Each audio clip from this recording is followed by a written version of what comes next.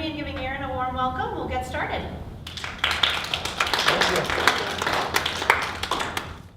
Well, thank you very much. I'm delighted to talk about Charlie Russell and Americana music, but I'm not sure how definitively I can connect the two. This is an experimental lecture. But I do want to draw your attention to some interesting details and some distinct elements of American cultural history, for the most part quite unrelated to his artworks, for which he's become so famous.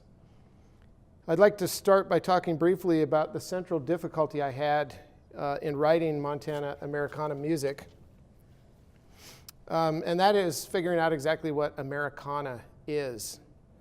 When you're a musician in Montana, where every other musician seems to know each other, you're doomed to disappoint all your friends who did not get profiled in the book.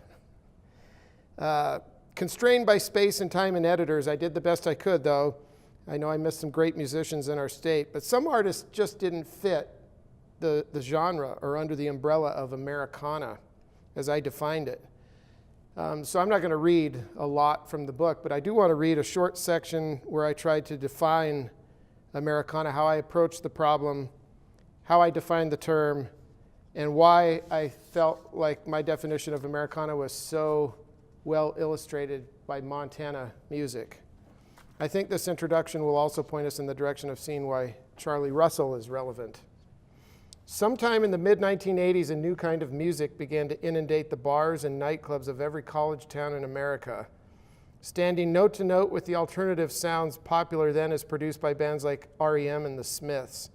Actually, this new music sounded old mainly because a lot of it had steel guitar in it or a twanging Telecaster like an old Merle Haggard or Buck Owens record. It was retro, which was cool because retro was hip, and this stuff hit the ear like someone opening the door of a honky-tonk way out on a dirt road in about 1960. To seasoned listeners in most parts of Montana and the rural rest of the country, however, the music sounded more like a slightly glossier version of what the old folks had been listening to what seemed like forever. Anyone hip enough to know about Graham Parsons or the Byrds knew that country rock had been around at least since the 1960s, even if it was just now becoming popular enough to earn its own category on the Billboard charts. And that's really sort of what marked this new music, was in sometime around 1990, there started a new genre of music on the Billboard charts. And they struggled with a name for it also.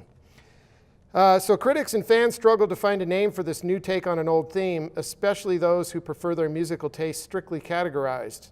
And almost every nerd with a library of vinyl in his or her basement seems to be enamored of categories and subcategories.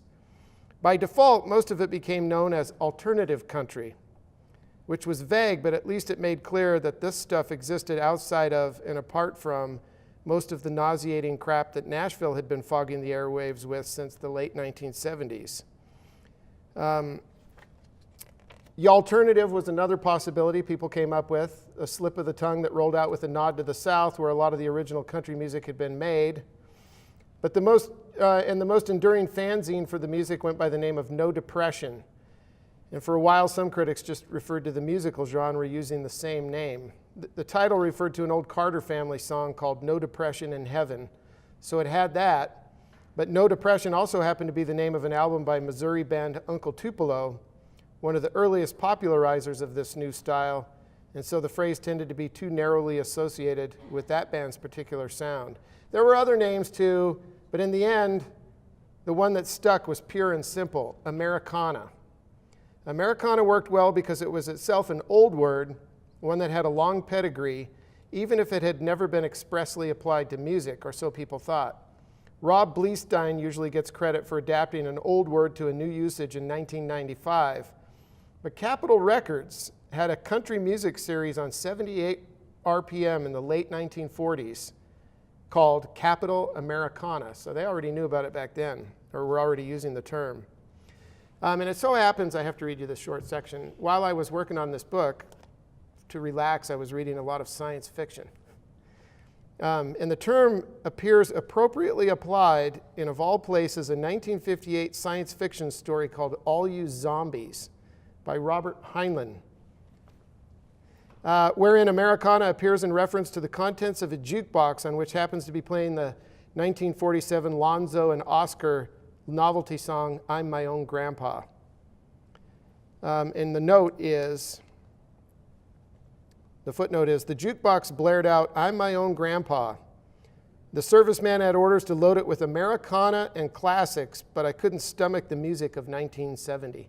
So the story's written in 1958 about the future, 1986, and he's calling it Americana and he can't stand it.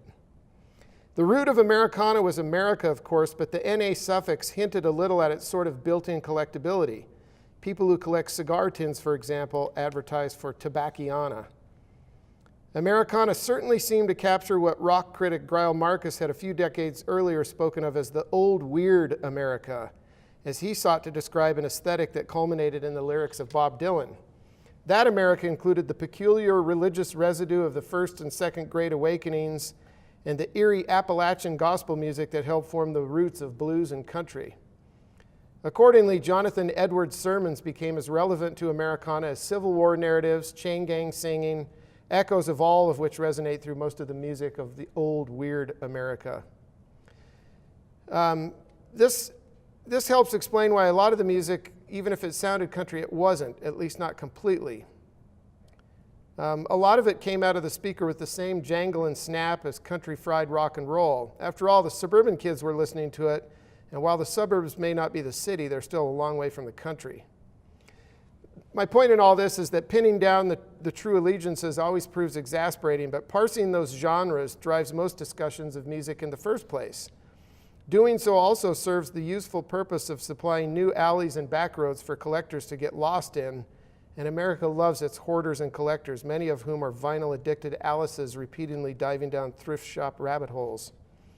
But like Columbus, who thought he was discovering a new world that was in reality quite old and already inhabited, many collectors and music aficionados alike are not uncovering new music so much as they are recovering old territory with a new purpose.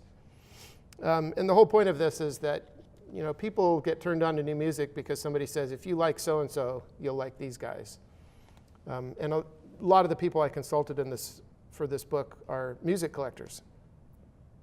But there had to be some name for all of this.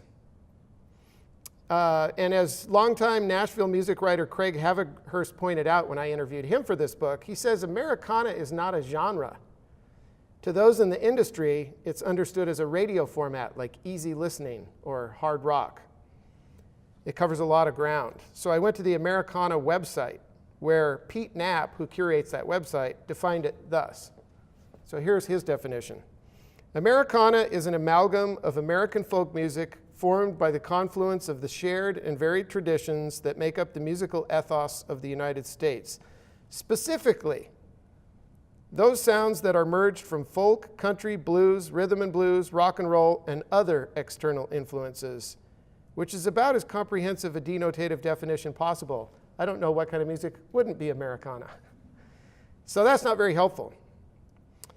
But what I sort of zoned in on was that Americana might very well fall under the influence of all those different strains of American music. But what emerges at the other end of that confluence is some form of musical expression that is somehow, for lack of a better word, country, whether it's hillbilly or the blues. And that's maybe a good way to think about it. There are urban blues, Chicago, famous blues scene, way different blues than the country blues from the Mississippi Delta. The same is true of country. So the 78 collector Christopher King gets at what a person could take as a pretty fair definition of Americana in his description of what he looks for. Quote, if there's any one continuous thread through everything I have, it's deeply, deeply rural and backwoodsy. It's almost like it turns its back on the city. Another guy who weighed in on this is Larry Mcmurtry. I'm sure you've all heard of Larry Mcmurtry. In 1968, he wrote an essay called A Look at the Lost Frontier. And he made this sort of offhand observation, quote, hillbilly is a music of estrangement, the estrangement of country people who have moved to the city and not found the city good. So that's kind of in my thinking about Americana. It's definitely American folk music, but folk music that is rural rather than urban. So now that we have a sense of what Americana means, that is a style of American music that's rural rather than urban, I need to add that for much of our nation's history, one of the hotbeds of rural music was and continues to be the Deep South. And one of the definitive instruments to come out of the Deep South rural music is the banjo, which is that guy. In fact, many musicologists have argued that the banjo is the definitive American instrument because it first came over here as a four-string instrument from Africa brought by slaves, but that sometime around the Civil War, someone added a fifth or a drone string, which was meant to imitate the drone of the bagpipes. Hence, two of the most disparate rural strains of American music, African slave music and Scotch-Irish fiddle music, come together in the actual development of the instrument itself. And this banjo is broken and missing the fifth string peg, but the strings connect here, and then there's the fifth string that connects right there. The banjo is a great instrument to elect as the epitome of Americana for many reasons, but let me list a few that seem especially relevant to our discussion tonight. First, its very history reflects the sort of schizophrenic ethnic and cultural development that is part and parcel of the American story. It came from Africa, but it was adapted by hillbilly white culture. Second, it appears as a key instrument in a variety of distinctly American music styles, including bluegrass, old-time fiddle music, as well as Dixieland jazz, although it must be pointed out that there it's the four-string banjo. Third, and perhaps most relevant to Montana and Charlie Russell, it is an eminently portable instrument. It is lightweight, simply constructed, and relatively easy to play.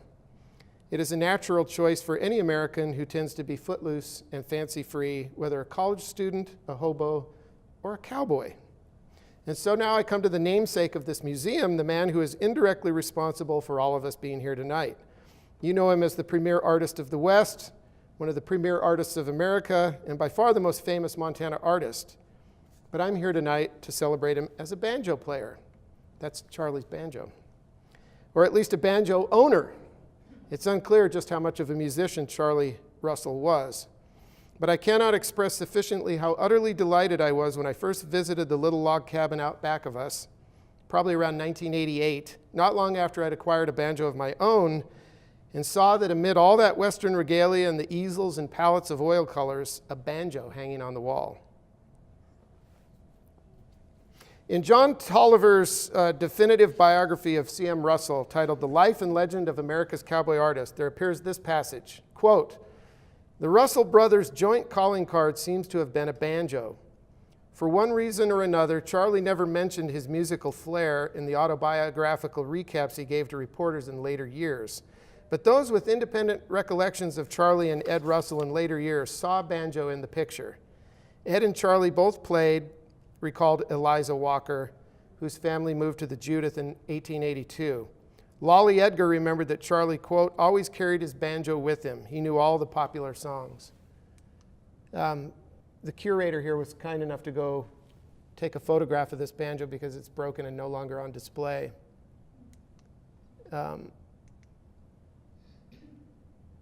There's a passage in the back. I'll blow that up here in a minute. Another Russell biographer, Raphael Christie, in Charlie Russell, The Storyteller's Art, clarifies this, quote, "After unsuccessfully courting Lolly Edgar, Russell gave up on the banjo." And then he adds, "Most accounts indicate Charlie's singing voice was fit only for longhorn cattle." I'd like to play a few banjo tunes for you to sort of illustrate the two distinctive styles that have developed since the Civil War.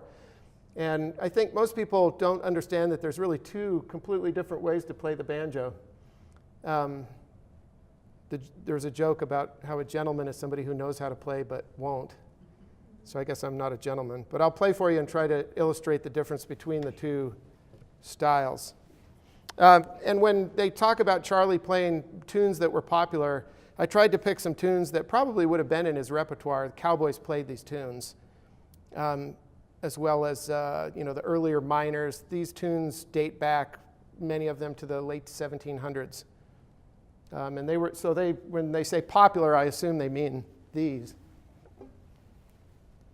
But then maybe also tunes that were popular in the 1880s. So this first style I'll play is called claw hammer, or the old-time way of playing, where you don't use any picks or anything.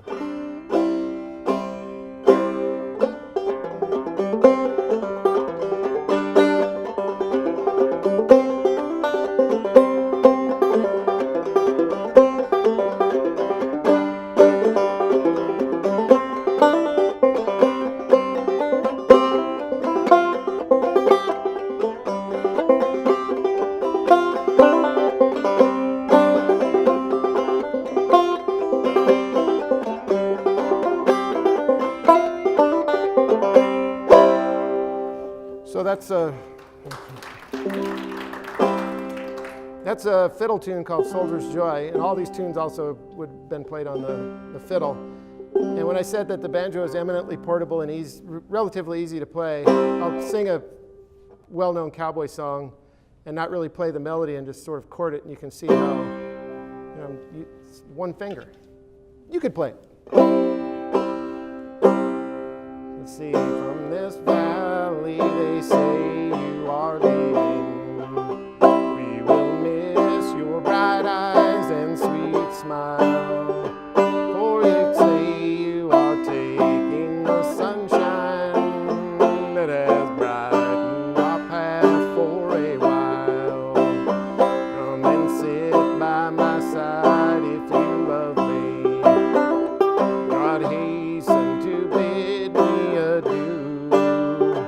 But remember the Red River Valley and the cowboy who loved you so true. So there's some examples of cowboy tunes that are pretty easy to play on the banjo.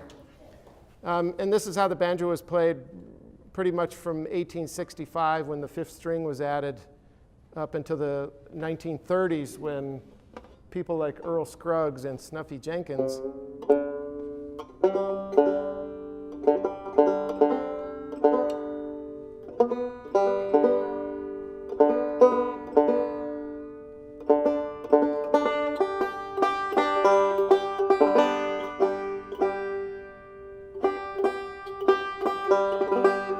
they tuned it to a different key and started playing with finger picks. And so this is a completely different sound. And you hear this in such songs, I guess a pretty famous one is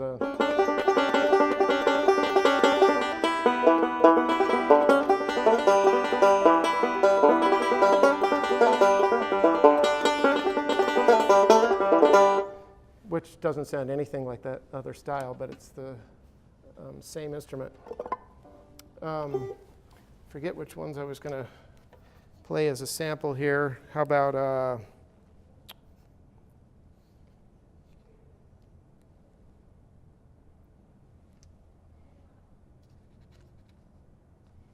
let's see. I'll play one of those Scotch-Irish tunes that I was talking about to try to give you the sound. That's the fifth string, and it never gets fretted. It just gets played a lot and sort of becomes a drone.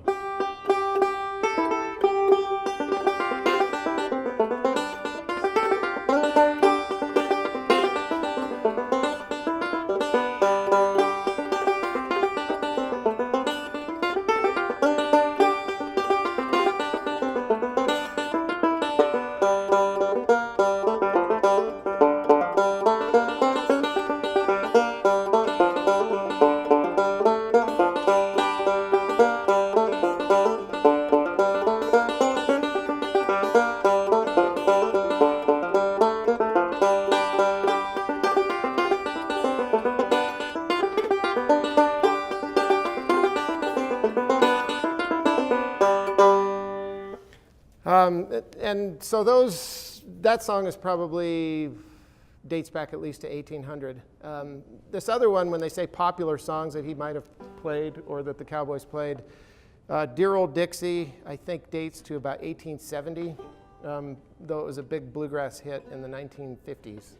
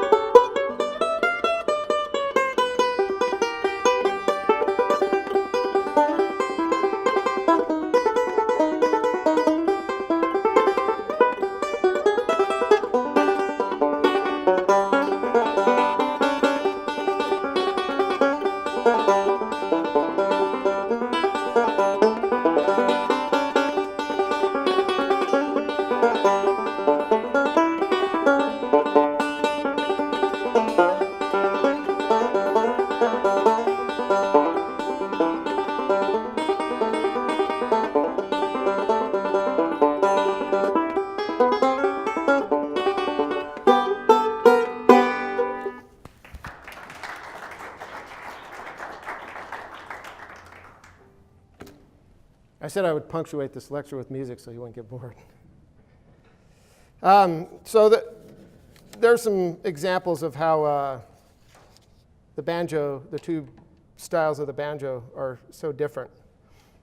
Incidentally, I have to throw this in here if you're interested in how I came to.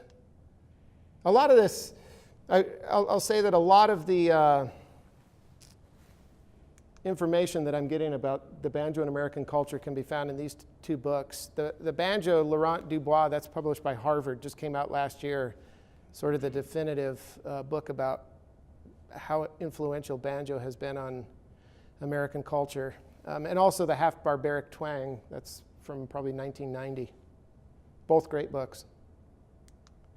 If you're interested in how I got into the banjo, it so happens I did a podcast for Tell Us Something out of Missoula just a few months ago. So if you Google me and find that, I talk about how, I mentioned college students, hobos, and cowboys. So this is the college student hobo story. And this is, again, Charlie's banjo. So the banjo and the fiddle are both associated with Montana music from the earliest entries in the annals of history. Lewis and Clark, you'll recall, had two fiddlers with them in 1804. Most people know about Pierre Cruzat, but they forget that Gibson, one of the Gibson brothers, also played fiddle. When they came through Montana in 1804, so we have actually a very old fiddle tradition here. And in fact, some scholars, including Nicholas Vroman, the scholar of the Métis, you've probably heard of him, he argues that the fiddlers actually helped them survive and made that journey so successful. Because throughout the journals, there are passages where the Corps of Discovery would, when they encountered Indians, would break out the fiddles, and the Indians would break out their drums. And they're basically having these jams all along the journey. Vroman calls it fiddle dance diplomacy.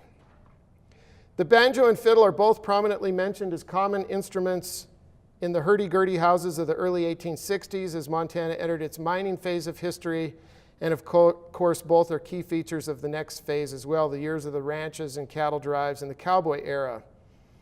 In his inimitable and engaging memoir of those years called Trails I Rode, Con Price, a colleague of C.M. Russell, relates a story told to him by Charlie about the irresponsibility of fiddlers and artists in general when it came to legitimate work. Apparently, the captain of the Judith Basin Roundup appointed Charlie and another cowboy, who happened to be a fiddler, to attend the Moccasin Roundup to collect any cattle that had wandered from one range to the other.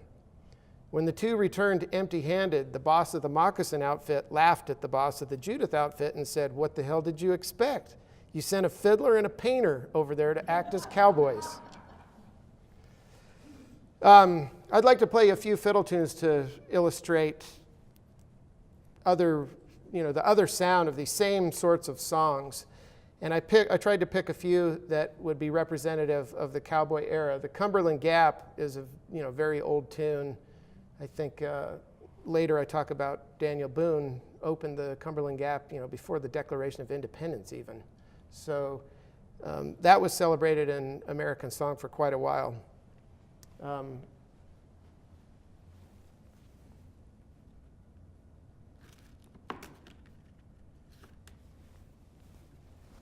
I did bring earplugs also.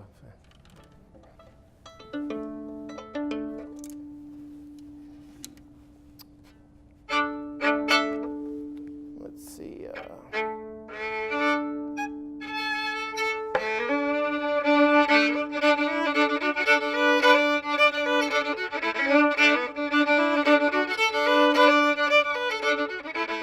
Me and my wife, Pap, we all live at the Cumberland Gap, Cumberland Gap, Cumberland Gap. We all live at the Cumberland Gap.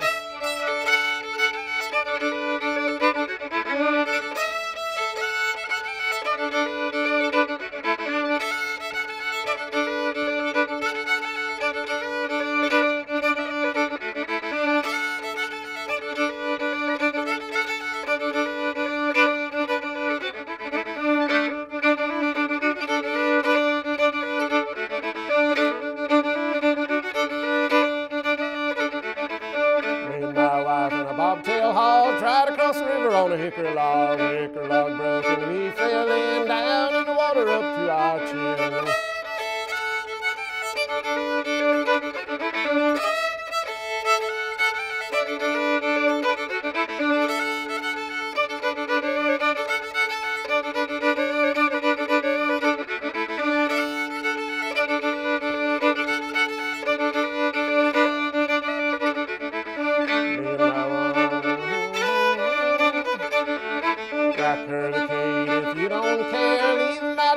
Sitting right there, it ain't there. When I get back, I'll race sand on the Cumberland Gap.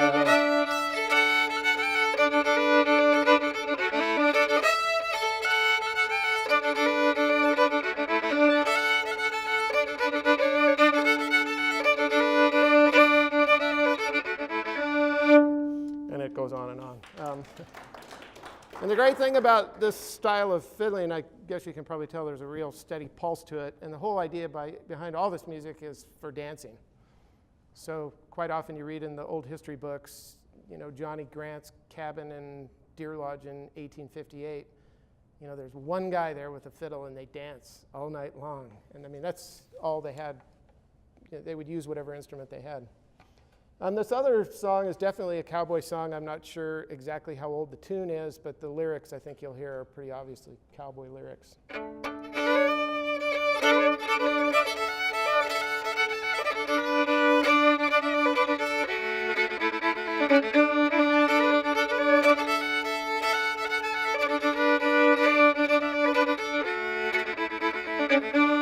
I am the bravest cowboy that ever rode the west. Been all around the Rockies, I got bullets in my breast. In 1852, I joined the immigrant band. We went on to San Antonio and crossed the Rio Grande. I am the bravest cowboy that ever rode the west. Been all around the Rockies, got bullets in my breast.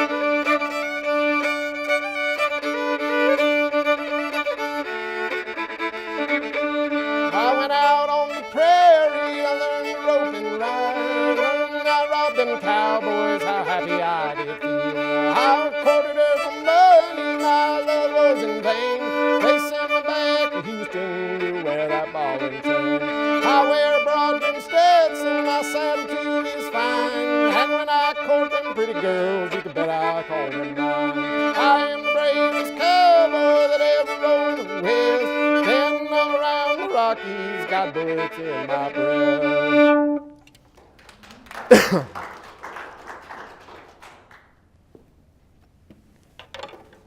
All right, back to the boring part.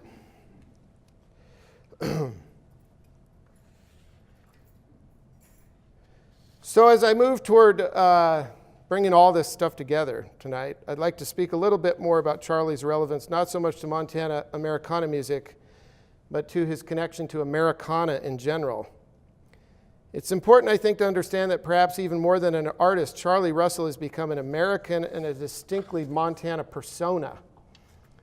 Like Salvador Dali, Russell inhabited a collective vision of who he was and what he represented as a man who painted the West rather than just as a painter per se.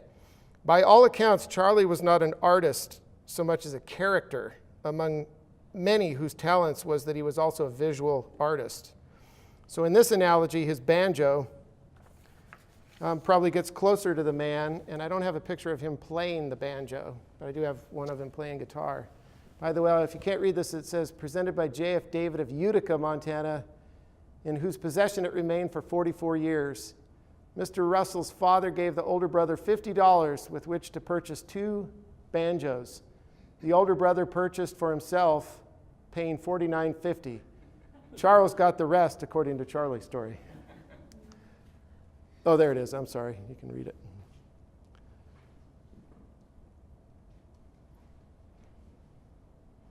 And as far as I know, there's no pictures of Charlie playing the banjo, but there is this one of him playing a guitar. And I really like this photo for a lot of reasons. Number one, that's an actual C chord he's playing, so that tells me he probably did know how to play. I don't know what the hell he's got on his head, but to me it just captures him in this very illustrative moment of what a character he was. And you know, in spite of all the paintings and everything that made him famous, you know, his storytelling I think, contributed as much to the character, the persona of the guy. And music would have been a part of that.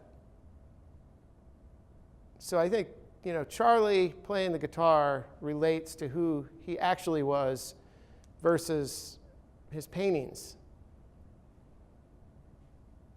I think that's just, to me, quite a contrast. Similarly to, this is Salvador Dali coming up out of the subway with his anteater, his pet anteater. This guy was also a very famous character. When he met the Queen, he, instead of shaking her hand or whatever the formal thing you're supposed to do, probably, I don't know, bow down or whatever, he just threw his anteater to her. A character. But, looking at this guy, and then here's his most famous painting. I mean, really different things, but, both these, I think of these two as characters as much as artists. And now I want to talk a little bit about how all of this connects to the cowboy stuff. One of the most enduring myths of the West is the myth of the cowboy, and yet, like most myths, it was rooted in some actuality. And here, Charlie is the perfect nexus to explore both the myth and the reality. He did, in fact, cowboy for a few years, although he would be the first to admit that he was no good at it, largely out of laziness. But he used that brief sliver of his own experience to help develop the immense tapestry of the cowboy myth that has come to permeate American culture. One could argue that his fabulous paintings helped pave the way for Hollywood. And in fact, Charlie spent some time in California exploring the possibilities in Hollywood, and many of his cowboy pals actually went out there and worked for the movies or, were advisors to like the Tom Mix people. Many of these cowboys learned that they could make more money as movie stars than as ranch hands. Charlie never stopped being a cowboy, even if he only practiced the trade in earnest for a few years. He came to inhabit the idea of being a cowboy. He avoided himself the trappings of that life in every aspect of his character, from the famous story he told and immortalized in Good Medicine and the Rawhide Rollins stories, to the subject matter of nearly every painting and sculpture he crafted. While I don't want to digress into an academic debate on the imitative aspects of art or the fraught nature of authenticity, I do think it's worth mentioning that there is nowhere offered a better point of entry into that debate than in the persona, the stage presence, the performer of Charlie Russell. And I'm glad to commemorate Charlie's banjo tonight, because that instrument to me captures the confluence of all these ideas in an emblematic way. Nowhere is the myth of the cowboy more celebrated and made eternal than in the genre of cowboy music, which is far more popular and appreciated now than when the actual cowboys were actually driving cattle across the West and singing to their cows at night, I guess, to keep them calm. And that period, by the way, only lasted a little more than a decade. Indeed, an entire musical tradition has grown up and persisted in the wake of the cowboy era. And as a result, the cowboy as conceived in the popular imagination is more a product of song and painting, and by extension of both the Hollywood movie, than any historical reality.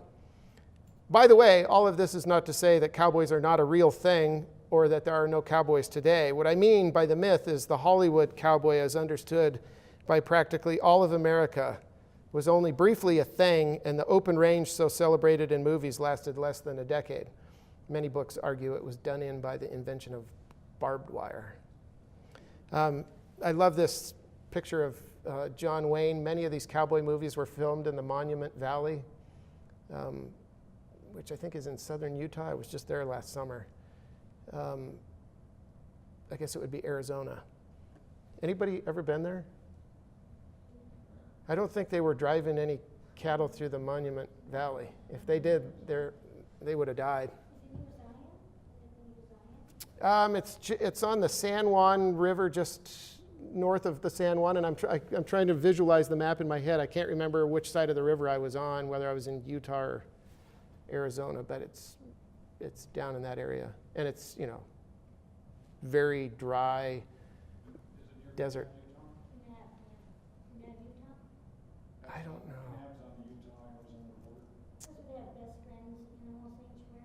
It might be. The towns I remember in Utah would have been like Bluff and Mexican Hat.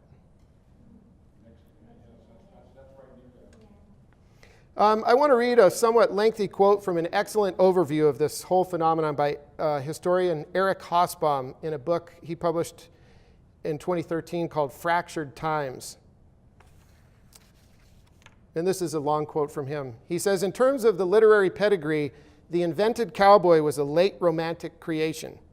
But in terms of social content, he had a double function.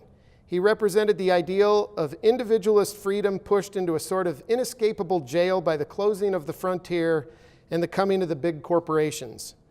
As a reviewer said of Frederick Remington's articles, illustrated by himself in 1895, the cowboy roamed where the American may still revel in the great red-shirted freedom which has been pushed so far to the mountain wall that it threatens soon to expire somewhere near the top. In hindsight, the West could seem thus as it seemed to the sentimentalist and first great star of movie westerns, William Hart, for whom the cattle and mining frontier to this country means the very essence of national life. It is but a generation or so since virtually all this country was frontier. Consequently, its spirit is bound up in American citizenship. And the invented tradition is bound up, and the invented tradition of the West is entirely symbolic, inasmuch as it generalizes the experience of a comparative handful of marginal people." And I really want to draw your attention to this quote. "Who, after all, cares that the total number of deaths by gunshot in all of the major cattle towns put together between 1870 and 1885, any guesses? 45. In Wichita, plus Abilene, plus Dodge City, plus Ellsworth was 45, or an average of 1.5 per cattle trading season. Or that local Western newspapers were not filled with stories about barroom fights, but about property values and business opportunities, which you can confirm by going to Chronicling America and looking at these newspapers. Consequently, that's the end of that quote.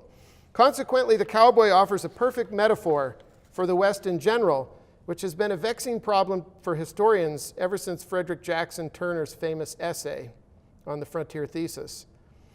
And it's only made more naughty by the Hollywood treatment. For Turner suggested that America, the nation, needed the Western frontier as a means of defining itself. The ever-vanishing frontier was what defined and inspired Americans from the moment the Cumberland Gap was opened in 1775. What's interesting is that this sense of the frontier, hotly debated among historians as a factor in how we conceive of our past, is keenly expressed by Charlie Russell in his later years and has become a common refrain among the so-called native Westerners, especially Montanans.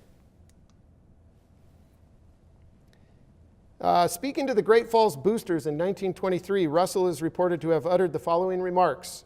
"In my book, a pioneer is a man who turned all the grass upside down, strung barbed wire over the dust that was left, poisoned the water, cut down the trees, killed the Indian who owned the land, and called it progress.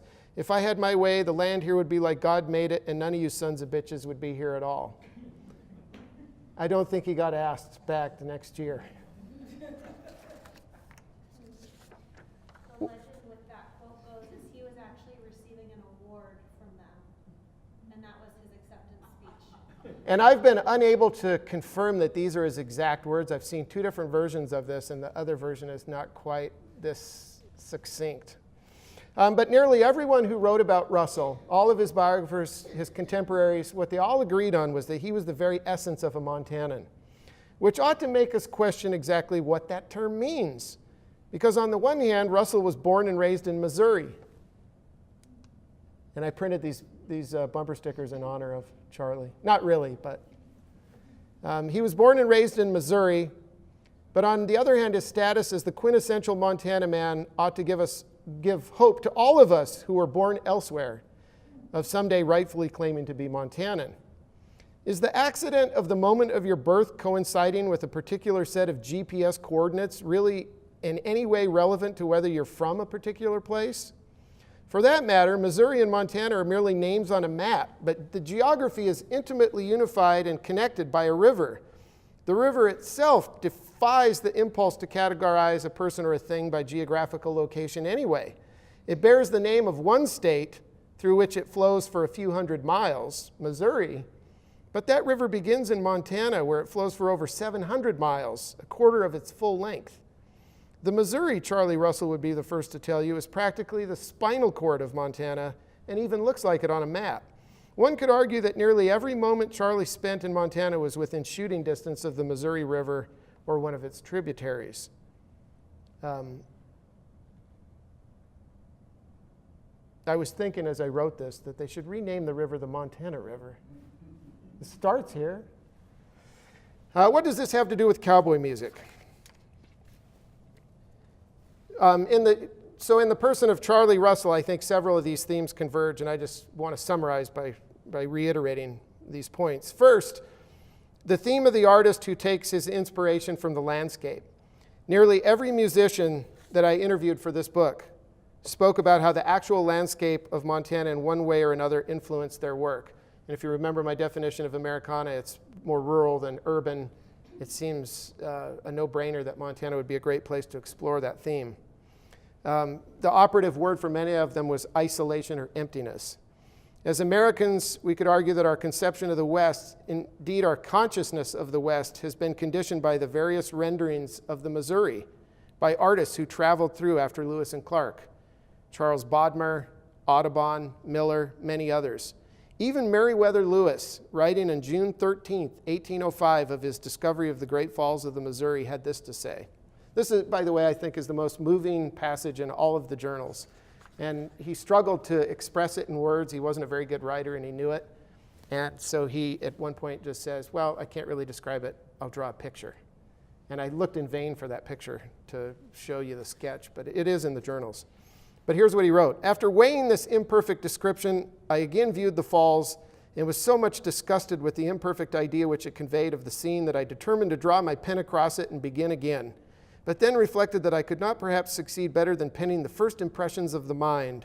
I wished for the pencil of Salvator Rosa or Titian or the pen of Thompson, that I might be enabled to give the enlightened world some just idea of this truly magnificent and sublimely grand object, which has from the commencement of time been concealed from the view of civilized man. But this was fruitless and vain. I most sincerely regretted that I had not brought a camera obscura with me, by the assistance of which even I could have hoped to have done better. But alas, this was also out of my reach. I therefore, with the assistance of my pen, only endeavored to trace some of the stronger features of this scene, by the assistance of which, and my recollection aided by some able pencil, I hope still to give the world some faint idea of an object which at this moment fills me with such pleasure and astonishment, and which of its kind I will venture to assert is second to but one in the known world. Just very taken by it. Many scholars have filled library shelves documenting how our ideas about the West are always and have always been mediated by art and literature and film. And I would mention this only to remind my audience that for better or worse, and whether you're a fan of C.M. Russell's style or not, or Western art in general, his work has helped shape not only Americans' understanding of the West, but Montanans' conception of itself in particular. And along both of those axes travels this arrow of Americana. And the same is true of the music. A second theme would be exploring how the degree to which that artistic presentation of place is romanticized or sentimentalized, often obscuring or interfering with what historians want to treat as the objective, fact-based documentary history. To go back to, I'm not sure that's an actual documentary painting. Finally, I'd like to connect these two themes and explore a third, which is perhaps the most intriguing and I think dominates our conception of the West, and that is the vanishing or lost paradise idea. And you heard that in that quote on the postcard. You know, if I had my way, it would be like before any of you got here. I believe that this theme is especially salient in Montana because of our conception of ourselves as the last best place, which is at least in part rooted in a reality of our remoteness. In spite of Montana being the state that holds the headwaters in a major portion of the Missouri, Mississippi, Jefferson River watershed, this place remains the most difficult to access in the lower 48. And in 1850, people complained that they had to take the train to Salt Lake City and then a stagecoach to get here, but it's no different. You can't fly here except to go through Salt Lake or Minneapolis or Denver. And so the state that more than many of the others retains its connections to what things were like before the white man. And this is something that I discussed at length in a previous book, Montana Then and Now. And I find that quote, in my book, A Pioneer is a Man Who Turned All the Grass Upside Down. That quote is really, I think, relevant to this theme.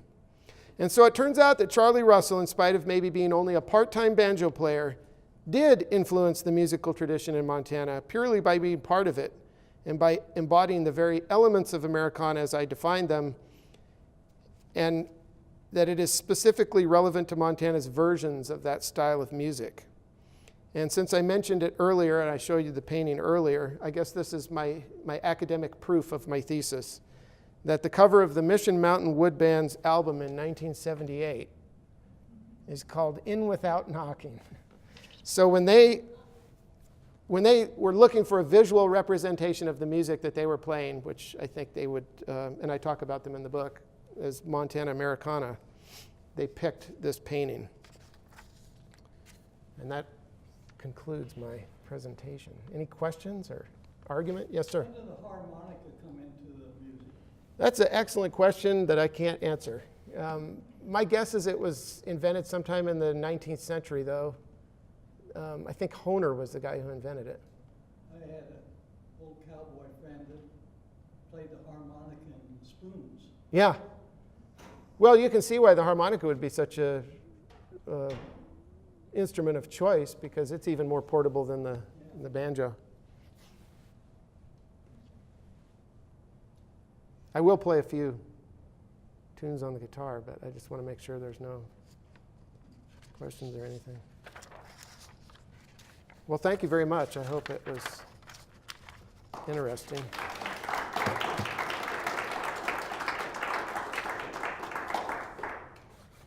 Thank you so much, Aaron. So I'll play a few songs that I think maybe would be considered sort of modern cowboy songs or Americana.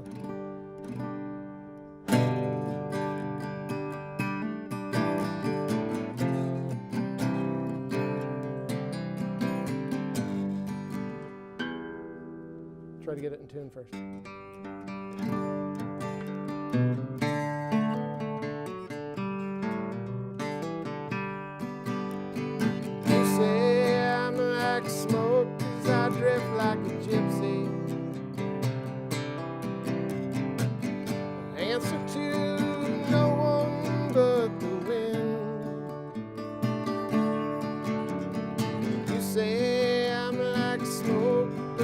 Follows me. I might drift back into your arms again. I rode the dog from Butte all the way to the Black Hills. Climbed into those mountains I admire. You drove into my life looking for a vacation. I said, sit down here by me, we can share the fire. You say I'm like smoke, 'cause I drift like a gypsy. I answer to no one but the wind. You say I'm like smoke, but smoke follows beauty. I might drift back into your arms again.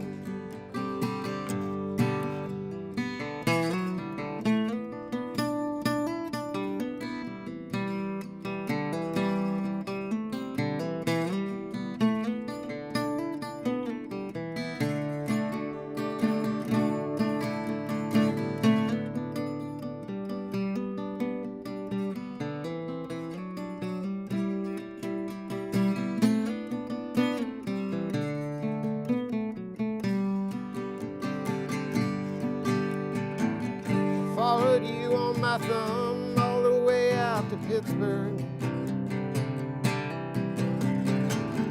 Lived with you in your house on Squirrel Hill. But it wasn't long before the highway started calling. 10,000 miles, and it's calling me still.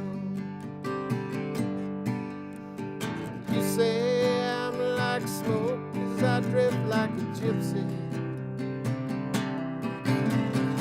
I answer to no one but the wind.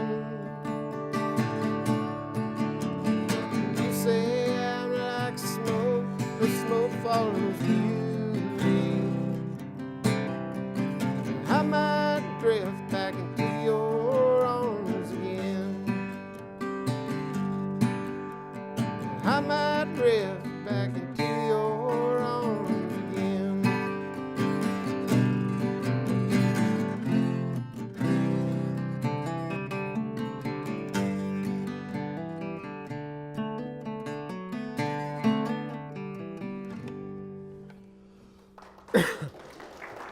Thank you.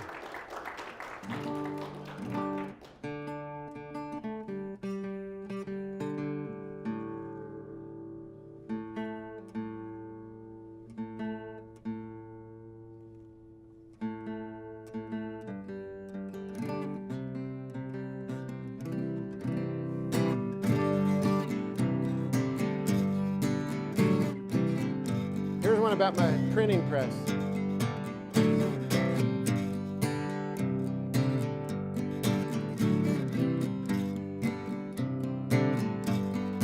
Iron and lead,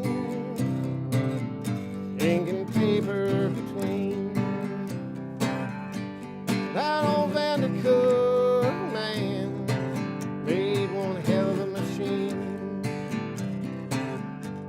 So lock up your phone, boys, roll that cylinder down. Gonna nail these handbills up all over this town. No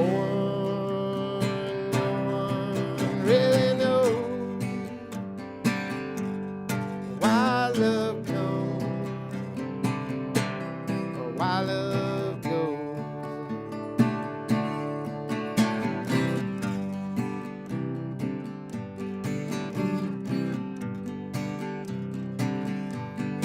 Battleship gray, yeah, a little rust on the bed,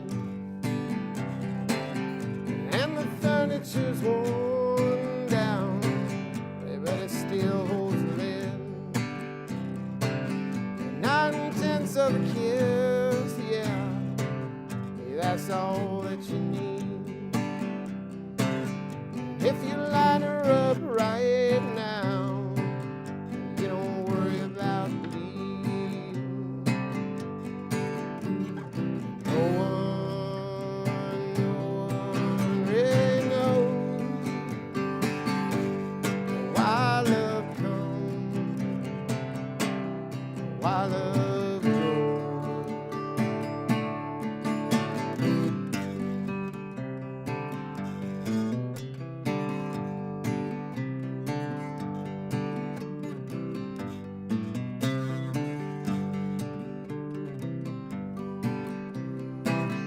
So the printers and devils, they all went out singing a song. The news is no good, no good, when all the newsmen are gone. So melt down your lead, boys, and make bullets from words, because your revolution failed. Baby, haven't you heard?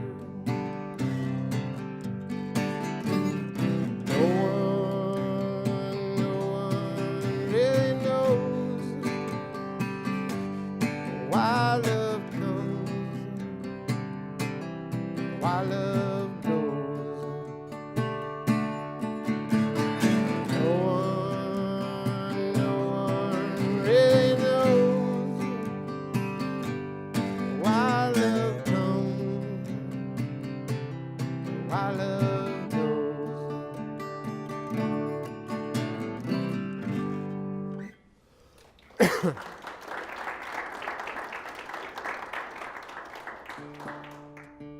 about I play one more and then people get a drink, it looks like, over there.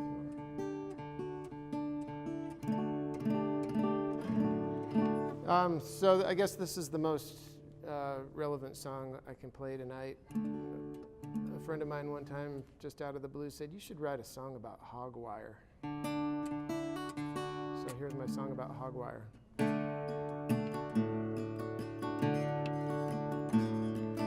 You and me, girl, are like a washer and a dryer. We go together like smoke rings and fire. You and me, girl, are like the church and the choir. We go together like hog wire and pliers. We're both kind of quiet, and we don't like to fight. We both had our share of crying all night. Maybe we're simple, girl, maybe we're plain, but it feels like we made it work out just the same. 'Cause you and me, girl, are like a washer and a dryer. We go together like smoke rings and fire. You and me, girl, are like the church and the choir. We go together like hog wire and pliers. Now the first time I saw you alone in the bar, you asked me to dance, we waltzed out to your car. A kiss in the moonlight and a let go a laugh. I knew that I found my long lost missing half. You and me, girl, are like a washer and a dryer. We go together like smoke rings and fire. You and me, girl, are like the church and the choir. We go together like hog wire and lyre.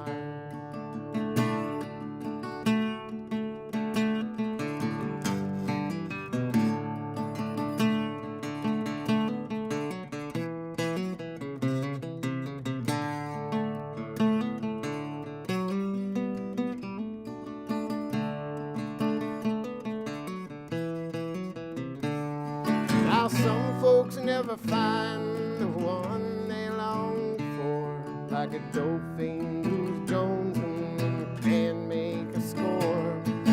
Drifting all damaged and aching inside, night after night, their dreams are denied. But you and me, girl, are like a washer and a dryer. We go together like smoke rings and fire. You and me, girl, are like the church and the choir.